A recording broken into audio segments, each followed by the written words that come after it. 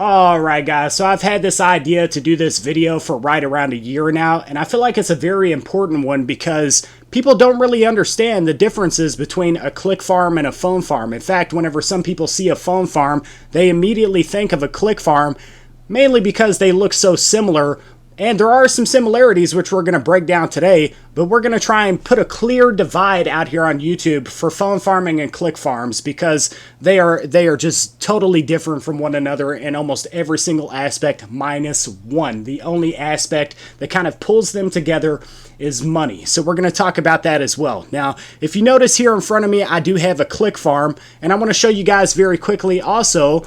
Over here are a few different phone farms that we're going to look at. In fact, some of the images here, I actually know the phone farmers that are in the images, as well as you can see a few of my images right here whenever you type in phone farm here on Google. So, very simply put, a click farm is whenever a large quantity of smartphones are amassed together by a company for the purpose of swaying social media in one direction or another, or possibly swaying politics or the news in one direction or another in the favor of a specific individual out here. And of course, these companies, they do collect revenue. So a great example would be to have 1,000 YouTube likes here on YouTube to boost your channel, or 1,000 subscribers here on YouTube.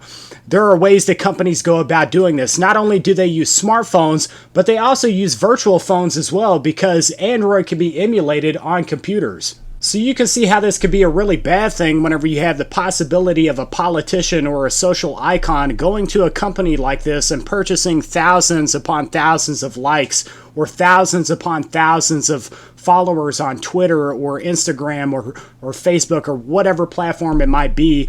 You can see how that could be a horrible thing because, let me break it down. If there is a person that maybe is a crooked politician out here and they are able to do this and then gain a higher status of office within our government, wouldn't that be a really bad thing to think about? Having someone just have that ability to, sway things in their favor to succeed at what they're doing. So recently I came across a video here on YouTube that actually broke down statistically how many politicians out here have purchased followers for either Twitter or Instagram or Facebook, and the ratio for how many that they have purchased was just astronomical. We're talking in many cases 50 to 75% of their followers on many different social media platforms are all fake. But that goes to show you just how commonplace these click farms have actually become within our society. They've become very commonplace here. And guys, I can actually point out one website right now to where you could go and boost yourself on social media, though I will not do that here on YouTube. I can think of a website to where you could go and do that, though I still do not recommend doing something like that. So it's led me to question whether behind the scenes of that website there's actually a click farm just like the one in this image going, or a virtual farm where they have computers that are just sitting and clicking on different accounts all day long. You know, how many people are actually doing this? Do they have it set up to where it's fully automated and they can just go and click one button and then it goes through to an account and just goes and clicks and follows and likes and subscribes, etc.? You know, I'm very curious about how these things function on the inside. So, enough of the click farms though. You have an idea for what they're all about. Now let's branch out into this world of phone farming, and I'll explain to you guys what us phone farmers do here on YouTube. You've seen a ton of different channels, or maybe you haven't and you've just come across this video at random. There are a variety of different phone farmers out here that are making money with paying applications, and I want to break that information down for you right within this video, how people are making money right now with a phone farm. I would like to think of myself as one of the most foremost authorities here on YouTube for how you make money this way with paying smartphone applications. And let's just hop right into things over here, and I want to point out a few different phone farms, and I can actually break down within a lot of these images what applications are running on these smartphones within the images that people are using to make money. So I think we'll take this image for example, and in the top left corner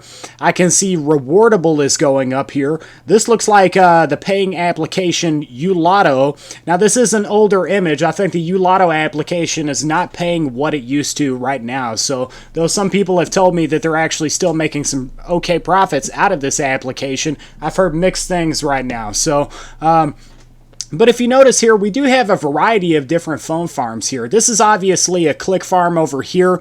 I'm kind of interested in this setup right here. I believe this is a phone farm, though I'm not sure the application that's actually running over here. So this image, I've seen it before, and it's had me very curious. But right here, we can see another phone farm, but you can see just how similar this phone farm is to a click farm over here, and why a person would easily get the two very, very confused. So I want to try and break down phone farming and how it started, and kind of give you guys the history of phone farming at its roots, where it all began, at least from what I understand. So I want to talk briefly about the website that's called PERK.com. So they have a variety of different paying applications. Now, each one of their paying smartphone applications can be ran pretty much somewhat passively. So they used to be a lot more passive, and lately these applications have had a variety of different issues with either black screens, a lack of advertisements. Now, I would like to think that the reason that this has happened is because advertisers have come across this world of phone farms, and they realize that people have amassed a quantity of smartphones, like in the images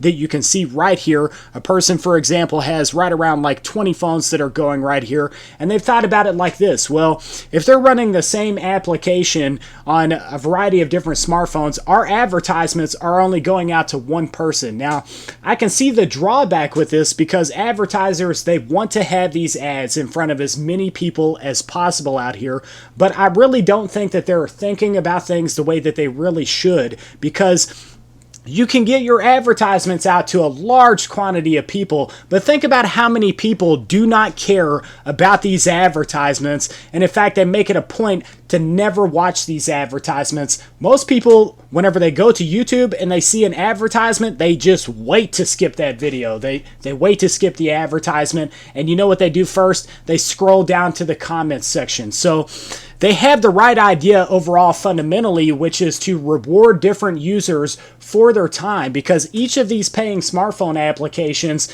dishes out points. Now, these points, you can take them and cash them out for Amazon gift cards, a variety of different gift cards, as well as PayPal cash directly to your PayPal account.